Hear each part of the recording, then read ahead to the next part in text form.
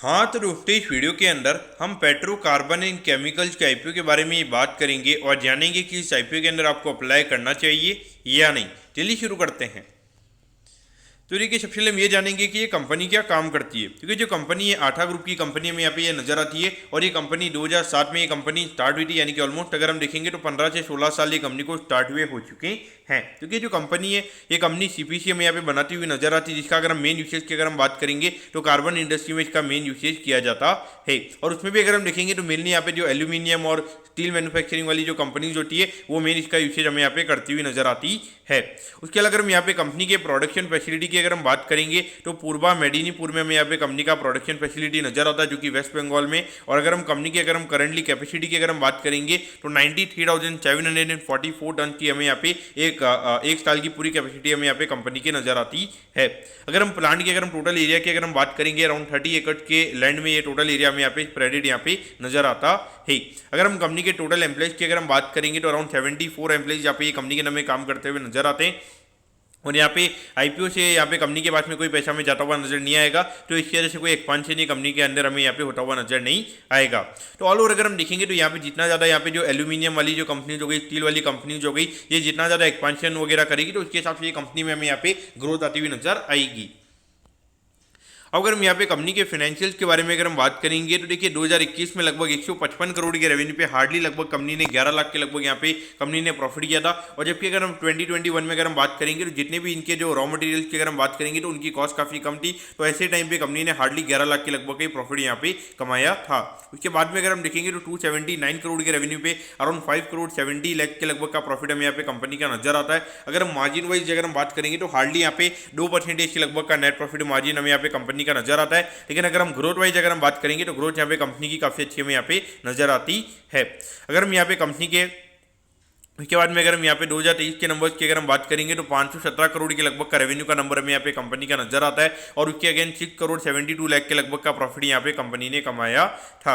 अगर हम रिसेंटली अगर हम देखेंगे तो 6 महीने में यहाँ पे कंपनी ने लगभग 350 करोड़ के लगभग का रेवेन्यू ऑलरेडी कर लिया है। लेकिन अगर हम प्रॉफिटेबिलिटी की बात करेंगे तो एकदम से यहाँ पे प्रॉफिटेबिलिटी में काफ़ी ज़्यादा जंप आया है। अराउंड 50 करोड़ के लगभग का प्रॉफिट यहाँ पे कंपनी ने कमाया है, यानी कि एकदम से अगर हम नेट प्रॉफिट मार्जिन की अगर हम बात करेंगे तो सीधा यहाँ पे 14% के लगभग का नेट प्रॉफिट मार्जिन यहाँ पे कंपनी का हो गया है। और यहाँ पे जितने भी यहाँ पे लोग हैं उनको ये लगेगा कि यहाँ पे लगभग 350 करोड़ अगर कंपनी ने 6 महीने में कमाया तो यहाँ पे पूरे साल में लगभग 700 करोड़ के लगभग का रेवेन्यू यहाँ पे कंपनी का हो जाएगा और लगभग 100 करोड़ के लगभग का पैडी कंपनी करती हुई नजर आएगी। देखिए ऐसा बिल्कुल भी नहीं रहेगा, क्योंकि अगर हम लास्ट 3 साल की अगर हम एवरेज की अगर हम बात करेंगे तो हाईएस्ट टू हाईएस्ट अगर आप देखोगे यहाँ पर अगर आप देखोगे 1.2% के लगभग का कंपनी का नेट प्रॉफिट मार्जिन था। यानी कि जो नेट प्रॉफिट मार्जिन वो ये इंडिकेट कर रहा है कि यहाँ पे 1 से 3% के लगभग का कंपनी का नेट प्रॉफिट मार्जिन यहाँ पे रहता है। तो अगर लगभग यहाँ पे 700 करोड़ के लगभग का अगर ये कंपनी का रेवेन्यू अगर हो जाता है तो मेरे हिसाब से 20 से 25 करोड़ की अगर हम ओरिजिनल वाइज अगर हम बात करेंगे तो 20 से 25 करोड़ से ज़्यादा का पैड ये कंपनी का नहीं होता है। तो मुझे लगता है कि जो बाकी के जो नंबर्स वगैरह वो यहाँ पे कहीं ना कहीं मैनिपुलेटेड हमें यहाँ पे नजर आते हैं।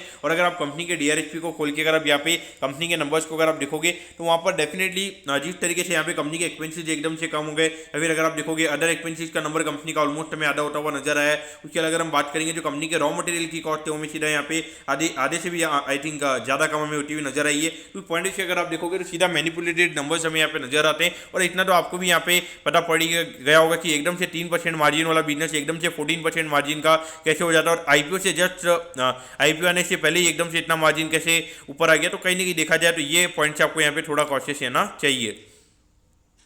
अगर हम यहाँ पे कंपनी के ऑब्जेक्टिव की अगर हम बात करेंगे तो देखिए ऑब्जेक्टिव यहाँ पे कंपनी का कुछ है नहीं है, तो कि यहाँ पे जो भी पैसा यहाँ पे कंपनी को मिलने वाला है, यानी कि जो भी पैसा यहाँ पे आईपीओ के थ्रू जाने वाला है, यहाँ पे जो कंपनी के 5 प्रमोटर्स थे तो उन्हीं के पास में ये पैसा हमें जाता हुआ नजर आएगा। यहाँ पे कंपनी के पास में 1 रुपया भी नहीं जाने वाला है। और एक सबसे बड़ा नेगेटिव पॉइंट हमें यहाँ पे ये आईपीओ का नजर आता है, क्योंकि देखिए एक ऐसे में आईपीओ कोई बड़ी कंपनी नहीं है, इसीलिए एक मुझे ये नेगेटिव पॉइंट यहाँ पे नजर आता है। अगर हम यहाँ पे आईपीओ की डिटेल्स के बारे में अगर हम बात करेंगे तो देखिए ये जो कंपनी है 25 तारीख को ये आईपीओ में स्टार्ट होता हुआ नजर आएगा और 27 तारीख को ये आईपीओ में क्लोज होता हुआ नजर आएगा। अगर हम यहाँ पे प्राइस बैंड के बारे में अगर हम बात करेंगे तो देखिए 171 रुपीज़ पर शेयर पे ये कंपनी में शेयर देती हुई नजर आ रही है और 800 शेयर्स का हमें यहाँ पे लॉट नजर आता है, यानी कि आई थिंक आपको 137 या 138,000 रुपीज़ आपको यहाँ पे एक लॉट को अप्लाई करने के लिए लगने वाली है। अगर हम इसी शेयर की अगर हम बात करेंगे तो देखिए 113 करोड़ 16 लाख के लगभग का आईपीओ में यहाँ पे नजर आता है। इसमें अराउंड अगर हम देखेंगे तो 35% के लगभग का रिटेल कोटा है, यानी कि लगभग 40 करोड़ के लगभग का रिटेल कोटा में यहाँ पे कंपनी का नजर आता है। और ये जो कंपनी है, कंपनी में एनएससी के ऐसे प्लेटफॉर्म पे ये कंपनी में लिस्ट होती हुई नजर आएगी। अब अगर हम टाइम टेबल के बारे में अगर हम बात करेंगे तो देखिए 28 तारीख को आपको पता चल जाएगा कि आपको अलॉटमेंट मिला ही, यानी कि अलॉटमेंट नहीं मिलता तो 1 जुलाई को आपको रिफंड मिल जाएगा। 1 जुलाई को आपके डीमेट अकाउंट में शेयर आ जाएंगे अगर आपको अलॉटमेंट मिलता है, और 2 जुलाई को ये कंपनी में लिस्ट होती हुई नजर आएगी।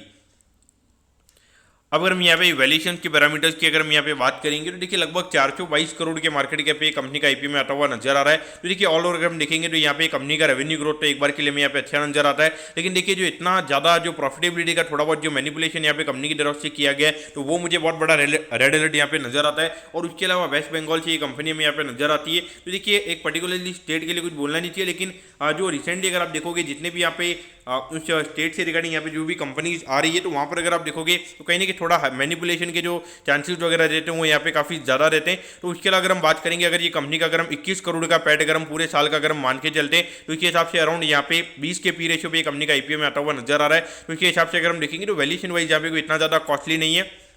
और ऑल ओवर अगर हम यहाँ पे बात करेंगे तो रेवेन्यू ग्रोथ भी कंपनी का यहाँ पे अच्छा है। तो उस पॉइंट से एक बार के लिए मुझे लगता है कि वेल मैनेज आईपीओ रहेगा, लेकिन देखिए आईपीओ का साइज काफ़ी बड़ा है। यहाँ पर अगर मार्केट में अगर 5 से 10% का करेक्शन अगर बाई चांस अगर कुछ हो जाता है, अगर कोई भी अगर हम देखेंगे अगर कोई भी ब्लैक स्वान इवेंट अगर हो जाता है मार्केट में तो वहाँ पे कहीं ना कहीं यहाँ पे ये पॉसिबल रहेगा कि ये कंपनी हमें डिस्काउंट पे भी लिस्टिंग होती हुई नजर आ सकती है। तो देखिए मेरे ख्याल से अगर आप देखोगे सेम डेट पे अगर आप देखोगे काफ़ी और अच्छे आईपीओ हमें यहाँ पे नजर आते हैं, और वहाँ पर अगर हम देखेंगे तो डिस्काउंट पे लिस्टिंग के चांसेस काफ़ी कम नजर आते हैं। तो इस पॉइंट से मेरे ख्याल से आपको वहाँ पे फोकस करना चाहिए। हाँ, अगर आप यहाँ पे थोड़ा रिस्क ले सकते हो, यानी कि अगर आप 5% का यहाँ पे मुझे लगता है कि अगर कुछ अगर नेगेटिविटी हो भी जाती है तो एक बार के लिए 5 से 10% के लगभग का नेगेटिव पे ये लिस्टिंग होती हुई नजर आएगी। अगर आप 13 से 14 हज़ार रुपये का रिस्क अगर आप ले सकते हो तो मेरे ख्याल से आप यहाँ पे अप्लाई कर सकते हो, क्योंकि देखिए एक बार के लिए आपको लगेगा कि यहाँ पे इसकी जो ग्रे मार्केट में आपको डिमांड लगेगी, आपको लगेगा कि 40-50% के लगभग का ग्रे मार्केट का प्रीमियम है, ये कंपनी नीचे नहीं खुल सकती। लेकिन देखिए जब आईपीओ का साइज काफी बड़ा होता है तो वहाँ पे जब पब्लिक पूरा बेचने को साथ में आती है और कोई बायर अवेलेबल नहीं होता है तो वहाँ पे कंपनी डेफिनेटली हमें नीचे खुलती हुई नजर आती है। तो इसलिए आपको पॉइंट ऑफ व्यू से इसका एनालिसिस करना चाहिए। तो यहाँ पर आपको क्या करना चाहिए, अगर 10% का रिस्क अगर आप ले सकते हो ऑन कैपिटल तो मेरे ख्याल से आप यहाँ पे अप्लाई कर सकते हो। अगर आप रिस्क नहीं ले सकते हो तो मेरे ख्याल से आपको अवॉइड करना यहाँ पे सही रहेगा। तो दोस्तों मैं कहता हूँ कि पेट्रो कार्बन एंड केमिकल्स के आईपीओ के बारे में आपको सब कुछ समझ में आ गया होगा। अगर आपकी कोई भी क्वेरीज है आप कमेंट कीजिए, मैं जरूर आपके कमेंट पर रिप्लाई करूंगा। ओके दोस्तों, thank you, have a nice day.